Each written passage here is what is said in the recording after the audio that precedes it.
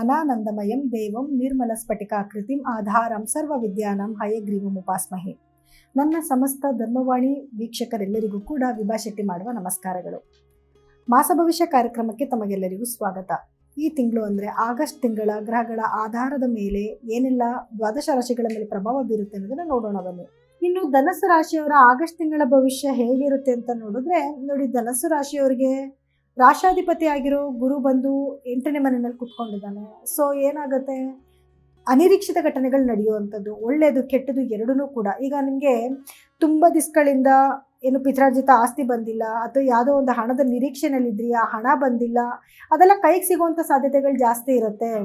Negative ಅಂತ ಬಂದಾಗ ಏನಾದರೂ ಆಕ್ಸಿಡೆಂಟ್ಗಳಾಗೋದು, ಅಥವಾ ಮನೇಲಿ ಯಾರಿಗಾನ ಹುಷಾರು ತಪ್ಪೋಗುವಂಥದ್ದು, ಅದರಿಂದ ಮನಸ್ಸಿಗೆ ನೋವಾಗುವಂಥದ್ದು, ನೀವು ಎಕ್ಸ್ಪೆಕ್ಟೇಷನ್ನೇ ಮಾಡದೇ ಇರೋವಂಥದ್ದು, ಕೆಲವೊಂದು ದಿಢೀರ್ ಅಂತ ಏನು ಬೇಕಾದರೂ ಆಗ್ಬೋದು.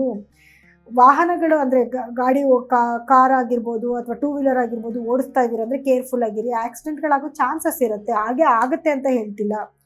ಬಿಕಾಸ್ ಅನಿರೀಕ್ಷಿತ ಘಟನೆ ಅಂತಂದರೆ ಆಕ್ಸಿಡೆಂಟ್ಲಿ ಏನು ಬೇಕಾದರೂ ಆಗುತ್ತೆ ಅನ್ನೋದೇ ಅಲ್ವಾ.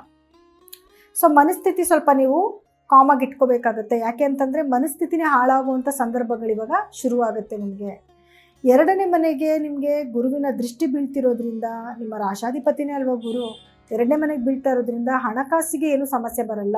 ಕುಟುಂಬದಲ್ಲಿ ನಿಮ್ಮ ಮಾತಿಗೆ ಒಂದು ಬೆಲೆ ಬರೋಕ್ಕೆ ಶುರುವಾಗುತ್ತೆ, ನಿಮ್ಮ ಮೇಲೆ ಒಂದು ಪ್ರೀತಿ ಬರೋಕ್ಕೆ ಶುರುವಾಗುತ್ತೆ. ನಿಮ್ಮ ಮಾತು ನೀವೇನೇ ಮನೆಯಲ್ಲಿ ಹೇಳಿದ್ರು ಕೂಡ ಅದಕ್ಕೆ ಇವ್ರು ಹೇಳ್ತಿರೋದು ಕರೆಕ್ಟು, ನಾವು ಅಳವಡಿಸ್ಕೊಳ್ಳೋಣ ಅನ್ನೋ ಥರ ಮನಸ್ಥಿತಿನೂ ಕೂಡ ಬದಲಾವಣೆ ಆಗುತ್ತೆ. ನೀವೇನಾದರೂ ಸೋಷಿಯಲ್ ಮೀಡಿಯಾದಲ್ಲಿ ವರ್ಕ್ ಮಾಡ್ತಾ ಇದ್ದರೆ ಹೆಸರು ಕೀರ್ತಿ ಸ್ವಲ್ಪ ಜಾಸ್ತಿ ಆಗುತ್ತೆ. ಆದರೆ ನಿಮ್ಮ ಸ್ನೇಹಿತರಿಂದ ನಿಮಗೆ ಕೆಡಕಾಗೋ ಸಾಧ್ಯತೆ ಇರುತ್ತೆ. ಬರೀ ಸ್ನೇಹಿತರಷ್ಟೇ ಅಲ್ಲ, ನಿಮ್ಮ ಸಿಬ್ಲಿಂಗ್ಸು, ನಿಮ್ಮ ತಮ್ಮನೋ ತಂಗಿನೋ, ಅವ್ರು ಫಾರ್ ರಿಲೇಷನ್ನೇ ಆಗಿರ್ಬೋದು, ಅವ್ರ ಜೊತೆಲಿ ಏನಾದರೂ ಸೇರಿ ನೀವು ಕೆಲಸ ಮಾಡ್ತಾ ಇದ್ರೆ, ಅಥವಾ ಅವ್ರಿಗೇನೋ ಒಂದು ಕೆಲಸ ಜವಾಬ್ದಾರಿ ವಹಿಸಿರ್ತೀರ, ಆ ಕೆಲಸಗಳು ಅವ್ರು ಕರೆಕ್ಟಾಗಿ ಮಾಡಿರಲ್ಲ, ಅದರಿಂದ ಬೇಜಾರಾಗಿ ಸ್ವಲ್ಪ ಜಗಳಗಳು ಮಾಡ್ಕೊಳ್ಳೋ ಚಾನ್ಸಸ್ ಕೂಡ ಇರುತ್ತೆ. ಯಾವುದನ್ನು ಕೂಡ ಮೇಜರಾಗಿ ಮಾಡ್ಕೊಳ್ದಿರಾ ಒಂದು ತಾಳ್ಮೆಯಿಂದ, ಯಾಕಂದರೆ ನಿಮ್ಮ ಮಾತಿಗೆ ಸ್ವಲ್ಪ ಬೆಲೆ ಬರುತ್ತೆ ಅಂತ ಬೇರೆ ಹೇಳಿದ್ದೀನಲ್ವಾ. ಸೊ ಹಾಗಾಗಿ ಸ್ವಲ್ಪ ಶಾಂತ ರೀತಿಯಲ್ಲೇ ಹೇಳ್ಕೊಂಡೋದ್ರೆ ಅದು ದೊಡ್ಡ ರೀತಿಯಲ್ಲಿ ಸಮಸ್ಯೆಗಳಾಗಲ್ಲ. ನಿಮ್ಮ ತಾಯಿಯ ಆರೋಗ್ಯದಲ್ಲಿ ಏನು ಸಮಸ್ಯೆಗಳಿತ್ತು, ಇನ್ಮೇಲೆ ಅದಕ್ಕೊಂದು ಸೊಲ್ಯೂಷನ್ ಸಿಕ್ಕತ್ತೆ. ಅವ್ರ ಆರೋಗ್ಯ ಕ್ರಮೇಣವಾಗಿ ಉತ್ತಮ ಆಗೋದು, ಅಂದರೆ ಒಳ್ಳೆ ರೀತಿಯಲ್ಲಿ ಬದಲಾವಣೆ ಆಗೋದು, ಅದರಿಂದ ನಿಮ್ಮ ಮನಸ್ಸಿಗೂ ಕೂಡ ಒಂದು ಸಂತೋಷ ಆಗೋಕ್ಕೆ ಶುರುವಾಗುತ್ತೆ.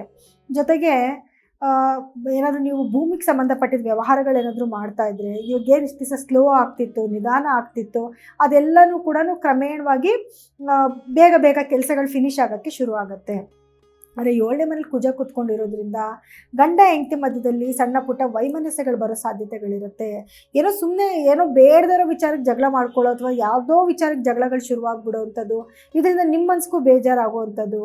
ಈಗ ನಾನು ಆಗಲೇ ಹೇಳಿದೆ, ನಿಮಗೆ ರಾಶಾಧಿಪತಿ 8ರಲ್ಲಿದ್ದಾನೆ. ಮನೆಯಲ್ಲಿ ಏನು ಬೇಕಾದರೂ ಭಿನ್ನಾಭಿಪ್ರಾಯಗಳಾಗಿರ್ಬೋದು, ಅಥವಾ ದಿಢೀರ್ ಅಂತ ಏನಾದರೂ ಚೇಂಜಸ್ ಆಗ್ಬೋದು ಅಂತ. ಸೊ ಅದಕ್ಕೋಸ್ಕರ ಇದು ಕೂಡ ಮೇಜರ್ ಪ್ರಾಬ್ಲಮ್ ಆಗ್ಬೋದು. ಸೊ ಕೇರ್ಫುಲ್ಲಾಗಿರಿ. ಏನೋ ಜಗಳ ಬರ್ತಾ ಇದೆ ಅಂದಾಗ ಆ ಸಮಯ ಬಿಟ್ಟುಬಿಡಿ, ಆಮೇಲೆ ಒಂದು ಸ್ವಲ್ಪ ಸಮಾಧಾನ ಆದಮೇಲೆ ಹೋಗಿ ಕುತ್ಕೊಂಡು ಕೇಳಿ ನೀವು. ಆವಾಗ ಆ ಮೇಜರಾಗಿ ಆಗೋ ಸಮಸ್ಯೆಗಳು ಖಂಡಿತವಾಗ್ಲೂ ರೆಡ್ಯೂಸ್ ಆಗ್ತಾ ಹೋಗ್ತಾ ಇರುತ್ತೆ. ಇನ್ನು ನಿಮಗೆ ಸೂರ್ಯನು ಕೂಡ 8ನೇ ಮನೆ ಮತ್ತು 9ನೇ ಮನೆಗೆ, ಅಂದರೆ 17ನೇ ತಾರೀಕಿನ ನಂತರ 9ನೇ ಮನೆಗೆ ಬರ್ತಾನೆ. ಸೂರ್ಯ 8ನೇ ಮನೇಲಿ ಇರೋ ತನಕನೂ ಕೂಡ ಅದು ಅಷ್ಟೇ. ಇವಾಗ ಯಾವುದೋ ಭೂಮಿ ನಿಮಗೆ ಬರಬೇಕಿತ್ತು, ಅಥವಾ ಗೌರ್ಮೆಂಟ್ ಕಡೆಯಿಂದ ಏನೋ ಸ್ಯಾಂಕ್ಷನ್ ಆಗಬೇಕಿತ್ತು ಅಂತ ಇಟ್ಕೊಳ್ಳಿ, ಅಥವಾ ಏನೋ ಒಂದು ಲಿಟಿಗೇಷನ್ ಬಂದಿತ್ತು ಅಂತ ಇಟ್ಕೊಳ್ಳಿ, ಅದು ಒಳ್ಳೇದಾಗುತ್ತೋ ಕೆಟ್ಟದಾಗುತ್ತೋ ಅನ್ನೋ ಭಯನೇ ಜಾಸ್ತಿ ಆಗಿರುತ್ತೆ. ಆದರೆ 17ನೇ ತಾರೀಕಿನ ನಂತರ ನೀವು ಖಂಡಿತವಾಗ್ಲೂ ಒಳ್ಳೆ ನ್ಯೂಸ್ನ ಕೇಳ್ಬೋದು. ಆ ಕೆಲಸಗಳಾಗುವಂಥದ್ದು, ನೀವು ನಿರೀಕ್ಷೆ ಮಾಡಿದಂಥ ಕೆಲಸಗಳು ಫಿನಿಶ್ ಆಗುವಂಥದ್ದು, ಅದೃಷ್ಟಕರವಾಗಿ ಬದಲಾವಣೆ ಆಗುವಂಥದ್ದು, ಅಂದರೆ ಗೌರ್ಮೆಂಟ್ ಕಡೆಯಿಂದ ಆಗಿರ್ಬೋದು, ರಾಜಕಾರಣಿಗಳ ಕಡೆಯಿಂದ ಆಗಿರ್ಬೋದು, ಅಥವಾ ನಿಮ್ಮ ಮೇಲಧಿಕಾರಿಗಳ ಕಡೆಯಿಂದ ಆಗಿರ್ಬೋದು, ನಿಮ್ಮ ಕೆಲಸಗಳು ಸರಾಗವಾಗೋಕ್ಕೆ ಶುರುವಾಗುತ್ತೆ, ಅದೃಷ್ಟಕರವಾಗಿ ಬದಲಾವಣೆ ಆಗೋಕ್ಕೆ ಶುರುವಾಗುತ್ತೆ. ಇನ್ನು ಶುಕ್ರ ನಿಮ್ಮ 10ನೇ ಮನೆಯಲ್ಲಿ ಕೂತ್ಕೊಂಡಿದ್ರು, ನೀಚ ಸ್ಥಾನದಲ್ಲಿ ಕೂತ್ಕೊಂಡಿದ್ದಾನೆ. ಬಿಸ್ನೆಸ್ ಎಲ್ಲ ತುಂಬ ಚೆನ್ನಾಗಿರುತ್ತೆ, ಯಾವುದೇ ರೀತಿಯಾದ ಸಮಸ್ಯೆ ಬರಲ್ಲ. ಮನೇಲಿ ಹೆಣ್ಮಕ್ಳಿದ್ದಾರೆ ಅಂತಂದರೆ ಅವ್ರ ಆರೋಗ್ಯದಲ್ಲಿ ಕೆಲವು ಸಮಸ್ಯೆಗಳು ಬರೋ ಚಾನ್ಸಸ್ ಇರುತ್ತೆ, ಅಥವಾ ಏನೋ ಅವ್ರ ಮನಸ್ಸೊಳಗಡೆ ಏನೋ ಪ್ರಾಬ್ಲಮ್ ಆಗ್ತಿದೆ, ಅಥವಾ ಅವ್ರು ಯಾಕೋ ಖುಷಿಯಾಗಿಲ್ಲ ಅಂತ ನಿಮ್ಮ ಮನಸ್ಸಿಗೆ ಫೀಲ್ ಆಗುವಂಥದ್ದು, ಅಥವಾ ನೀವೇ ಹೆಣ್ಮಕ್ಳಾಗಿದ್ದರೆ ನೀವೇ ಸ್ವಲ್ಪ ಯಾಕೋ ಅನ್ಹ್ಯಾಪಿ ಆಗಿರುವಂಥದ್ದು, ಏನೋ ಬೇಜಾರು, ಮೂಡಿನೆಸ್ ಇರುವಂಥದ್ದು, ಗರ್ಭಕೋಶದಲ್ಲಿ ಏನೋ ಸಮಸ್ಯೆಗಳಾಗುವಂಥದ್ದು, ಸ್ಟಮಕ್ಕಲ್ಲೇನೋ ಇನ್ಫೆಕ್ಷನ್ ಆಗುವಂಥದ್ದು, ಈ ರೀತಿ ಕೆಲವು ಸಮಸ್ಯೆಗಳನ್ನು ಕೂಡ ನೀವು ಎದುರಿಸ್ಬೇಕಾಗಿ ಬರುತ್ತೆ. ಸೊ ಪರಿಹಾರ ಏನು ಮಾಡ್ಕೋಬೇಕು, ಕೆಲವೊಂದು ಸಮಸ್ಯೆಗಳು ಇದೆ, ಕೆಲವೊಂದು ಒಳ್ಳೆಯದು ಆಗ್ತಿದೆ, ಕೆಟ್ಟದ್ದು ಆಗ್ತಿದೆ. ಗುರು ದೃಷ್ಟಿ ತುಂಬ ಚೆನ್ನಾಗಿದೆ, ನಿಮಗೆ 12ನೇ ಮನೆಗೂ ಗುರು ದೃಷ್ಟಿ ಬೀಳ್ತಾ ಇದೆ. ಸೊ ಹಾಗಾಗಿ ಔಟ್ ಆಫ್ ಕಂಟ್ರೀಸ್ಗೆ ಹೋಗಬೇಕು ಅಂದ್ಕೊಂಡಿರುವಂಥವ್ರಿಗೆ ತುಂಬ ಒಳ್ಳೆ ಸಮಯ ಆಗಿರುತ್ತೆ. ಎಜುಕೇಷನ್ಗಾಗಿರ್ಬೋದು, ಕೆಲಸದ ಪರ್ಪಸ್ಗಾಗಿರ್ಬೋದು, ಅಥವಾ ಇಲ್ಲೇ ಇದ್ದು ಹೊರದೇಶದ ಕಂಪ್ನಿಗಳಿಗೆ ಕೆಲಸ ಮಾಡ್ತಾ ಇದ್ದರೆ ಪ್ರಮೋಷನ್ ಆಗೋ ಚಾನ್ಸಸ್ ಕೂಡ ಇರುತ್ತೆ. ಇನ್ನು ಪರಿಹಾರ ಅಂತ ಬಂದಾಗ ಮೊದಲನೇದಾಗಿ ನೀವು ಪ್ರತಿ ಗುರುವಾರದ ದಿವಸ ಗುರುಗಳದ ಯಾವುದಾದ್ರೂ ಗುರುಗಳ ದೇವಸ್ಥಾನಕ್ಕೆ ಹೋಗಿ ಅಥವಾ ನಿಮಗೆ ಗೊತ್ತಿರೋಂಥ ಗುರುಗಳ ಸೇವೆ ಮಾಡುವಂಥದ್ದು, ಅವರಿಗೆ ಚಪ್ಪಲಿ ಕೊಡಿಸೋದು, ಬಟ್ಟೆ ಕೊಡಿಸೋದು, ಹಣ್ಣು ಹಂಪಲು ತೊಗೊಂಡೋಗಿ ಕೊಟ್ಟು ಅವರ ಆಶೀರ್ವಾದ ತೊಗೊಂಡು ಬರುವಂಥದ್ದು, ಇದನ್ನು ಕೂಡ ನೀವು ಮಾಡ್ಕೋಬೋದು.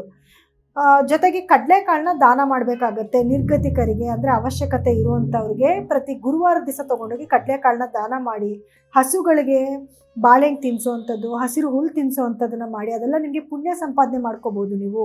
ಶನಿ ದೃಷ್ಟಿ ಲಗ್ನದ ಮೇಲೆ ನೇರವಾಗಿ ಬೀಳ್ತಾ ಇರೋದ್ರಿಂದ ಸ್ವಲ್ಪ ಲೇಜಿನೆಸ್ ಕೂಡ ಇರ್ತೀರಾ. ಯಾವ ಕೆಲಸದಲ್ಲೂ ಸ್ವಲ್ಪ ನಿಮಗೆ ಮುಂದೋಗೋದಕ್ಕೆ ಸ್ವಲ್ಪ ಕಷ್ಟ ಆಗ್ತಾ ಇರುತ್ತೆ. ಸೊ ಈ ಕಾರಣಕ್ಕೋಸ್ಕರ ಶನಿಯ ಆರಾಧನೆ ಮಾಡ್ಕೊಳ್ಳೋವಂಥದ್ದು ಅಂದರೆ ಪ್ರತಿ ಶನಿವಾರದ ದಿವಸ ಎಣ್ಣೆ ಹಚ್ಕೊಂಡು ಸ್ನಾನ ಮಾಡಿ, ಶನಿಗ್ರಹದ ಬೀಜ ಮಂತ್ರಗಳನ್ನ ಪಠನೆ ಮಾಡ್ಕೊಳ್ಳಿ. ಪ್ರತಿ ಮಂಗಳವಾರ ದಿವಸ ಸುಬ್ರಹ್ಮಣ್ಯ ಸ್ವಾಮಿ ದೇವಸ್ಥಾನಕ್ಕೆ ಹೋಗಿ ಬರುವಂಥದ್ದು, ಕಡಗ್ಲೂವ ತೊಗೊಂಡೋಗಿ ಕೊಟ್ಟು ನಿಮ್ಮ ಹೆಸರಲ್ಲಿ ಅರ್ಚನೆ ಮಾಡಿಸ್ಕೊಂಡು ಬರುವಂಥದ್ದು, ಇದು ಮೇಜರಾಗಿ ಕುಜನಿಂದ ಆಗುವಂಥ ಸಮಸ್ಯೆಗಳು ನಿಮಗೆ ರೆಡ್ಯೂಸ್ ಆಗುತ್ತೆ. ನೋಡಿ, ಇಲ್ಲಿವರೆಗೂ ಹೇಳಿರುವಂತಹ ಫಲಗಳು ನಿಮ್ಮ ದ್ವಾದಶ ರಾಶಿಗಳು ಗ್ರಹಗಳ ಒಂದು ಸ್ಥಾನಮಾನದ ಆಧಾರದ ಮೇಲೆ ನಾವು ಹೇಳಿದ್ದೀವಿ. ಆದರೆ ನಿಮ್ಮ ವೈಯಕ್ತಿಕ ಜಾತಕನ ಪರೀಕ್ಷೆ ಮಾಡಿಸ್ಕೊಳ್ಳೋದು ಬಹಳ ಬಹಳ ಮುಖ್ಯ ಆಗಿರುತ್ತೆ. ಯಾಕೆ ಅಂತಂದರೆ ಅದರಲ್ಲಿರುವಂತಹ ಗ್ರಹಗಳ ಸ್ಥಾನಮಾನ ಆಗಿರ್ಬೋದು, ನಿಮಗೆ ನಡೀತಿರುವಂತಹ ದಶಾಭುಕ್ತಿ ಆಗಿರ್ಬೋದು, ಇದರಲ್ಲಿ ಏನಾದರೂ ವ್ಯತ್ಯಾಸ ಇದ್ದಾಗ, ದುಸ್ಥಾನಾಧಿಪತಿಗಳ ಒಂದು ದಶಾಭುಕ್ತಿ ನಡೀತಿದ್ರೆ ಫಲಗಳಲ್ಲಿ ವ್ಯತ್ಯಾಸ ಆಗುತ್ತೆ. ಅದಕ್ಕೆ ತಕ್ಕ ಪರಿಹಾರಗಳನ್ನ ನೀವು ಮಾಡ್ಕೊಬೇಕಾಗಿ ಬರುತ್ತೆ. ಸೊ ಹಾಗಾಗಿ ನಿಮ್ಮ ದಶಾಭುಕ್ತಿನ ಹೇಗೆ ನಡೀತಿದೆ, ಅದಕ್ಕೆ ತಕ್ಕ ಪರಿಹಾರಗಳೇನು ಮಾಡ್ಕೋಬೇಕು ಅನ್ನೋದನ್ನು ಖಂಡಿತವಾಗ್ಲೂ ನೀವು ತಿಳ್ಕೊಬೋದು. ನಿಮ್ಗೆ ಏನಾದರೂ ನಮ್ಮ ಹತ್ರ ನಿಮ್ಮ ಜಾತಕಗಳನ್ನ ಪರೀಕ್ಷೆ ಮಾಡಿಸ್ಕೊಬೇಕು ಅನ್ನೋದಿತ್ತು ಅಂದರೆ ಸ್ಕ್ರೋಲ್ ಆಗ್ತಿರುವಂಥ ನಮ್ಮ ನಂಬರ್ಗೆ ಕರೆ ಮಾಡಿ ನಿಮ್ಮ ವೈಯಕ್ತಿಕ ಜಾತಕನ ಪರೀಕ್ಷೆ ಮಾಡಿಸ್ಕೋಬೋದು. ಜೊತೆಗೆ ನೇರವಾಗಿ ಕೂಡ ನೀವು ಭೇಟಿ ಮಾಡ್ಬೋದು. ಸೊ ಎಲ್ಲರಿಗೂ ಕೂಡ ನನ್ನ ಧನ್ಯವಾದಗಳು.